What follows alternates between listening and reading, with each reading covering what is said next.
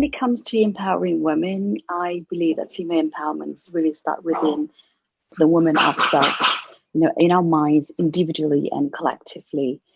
Unconscious gender biases don't just exist in the mind of the men, but also ourselves as women. And it's a reality we have to be very deeply aware of so that we can shift our own beliefs and then change our course of actions. The inequality we're facing today is a social construct.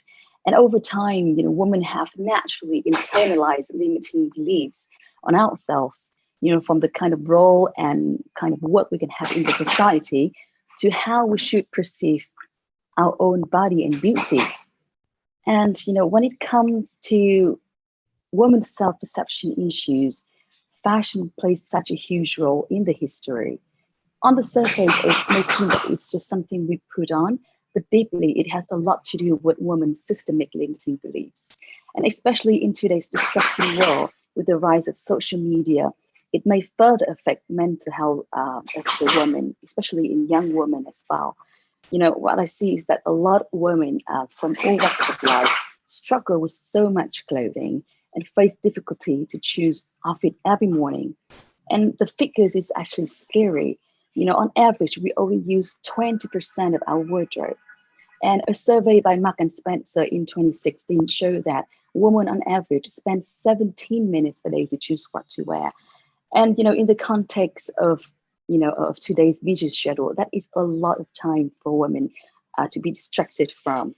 And, the research it also shows that clothing doesn't just directly affect our mental well-being, it also affect our decision-making ability and performance at work and in life.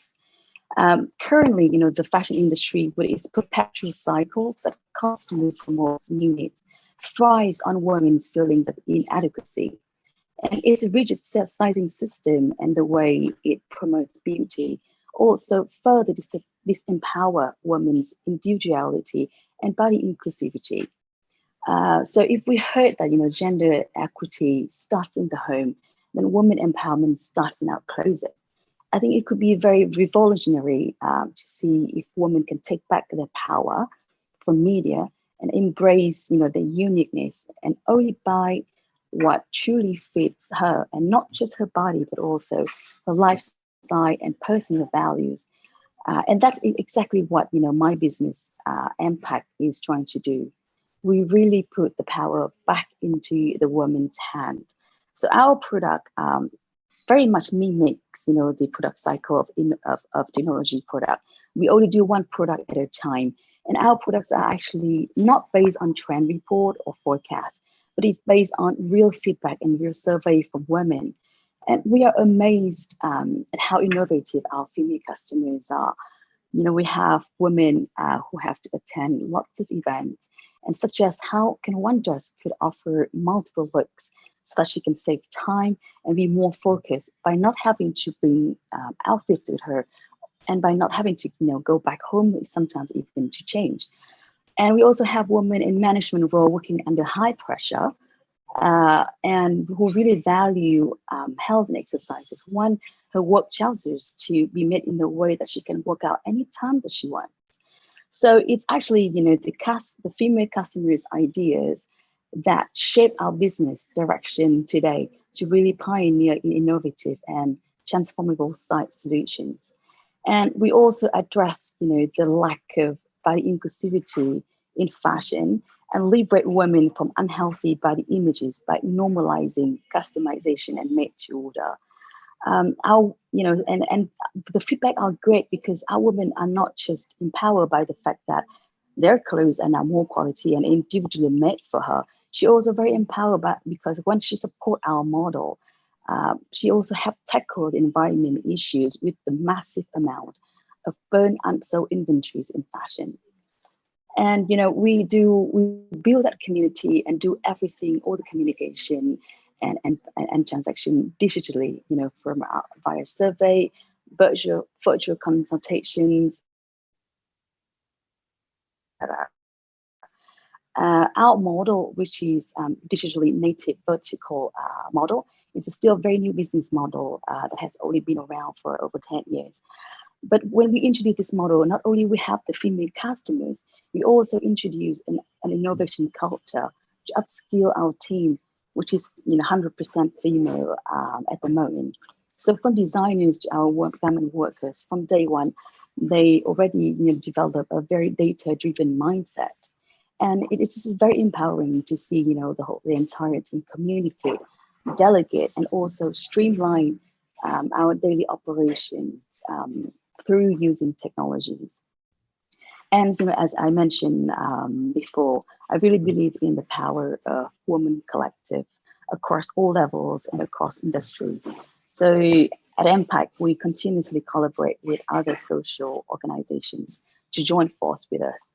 And currently, we are in talk with Empower Women Asia, an organization that's supporting ethnic minority women in traditional weaving villages of Vietnam. So really, it's empowering women is an ongoing journey that I believe that we only just started. Great, thank you. You just mentioned that your product is based on the customers' feedback, especially from the women. So we understand you are also a prolific leaders on fashion and women's issues, serving in Fashion Revolutions and other organizations in leadership capacities. I do believe you collect those feedbacks from there. So what do you think are the most urgent issues of today, and what are you personally focused on? Is that, apart from my business, I'm also served as the coordinator of the Ho Chi Minh coordinator for Fashion Revolution, which is, the biggest activism organization in the world in the fashion industry. And, out there are probably not many industries that have a global activism organization to address its issues. So there are a lot of problems we need to tackle within the fashion industry.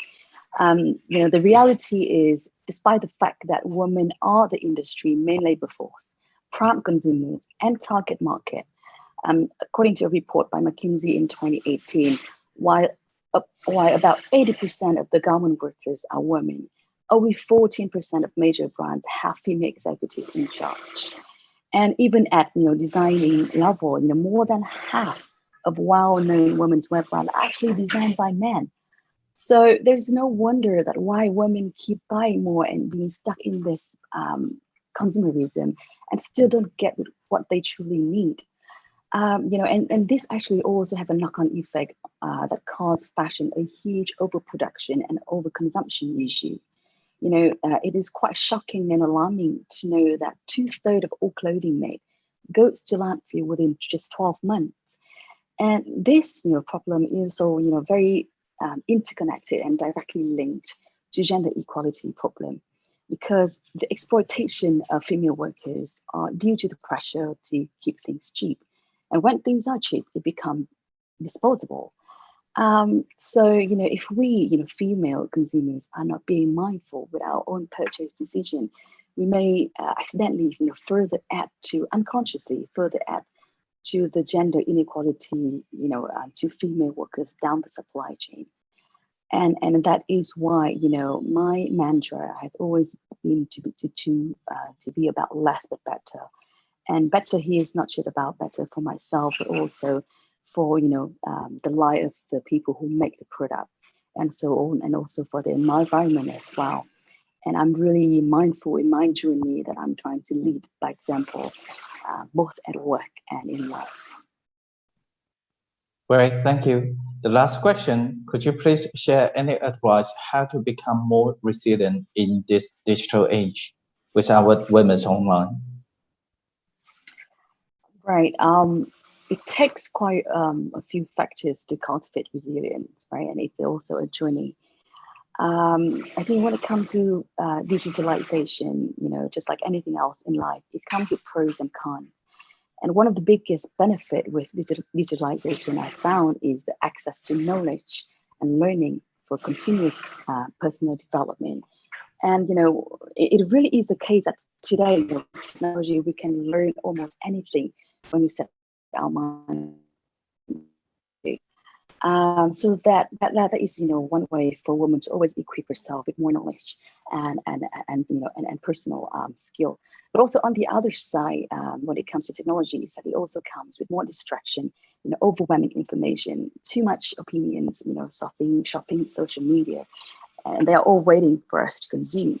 So, really being mindful to be the user of technology and not being used by it is one of the key skills that I'm trying to develop to, the ability to be focused and immune to technology distractions is probably one of the macro skill in today's digital area. Last but not least, in today's very uncertain world with potential, unexpected traumas, I found that, practicing gratitude is very helpful to enable us to, really stay positive and, be present with what we have and then overcome the challenge.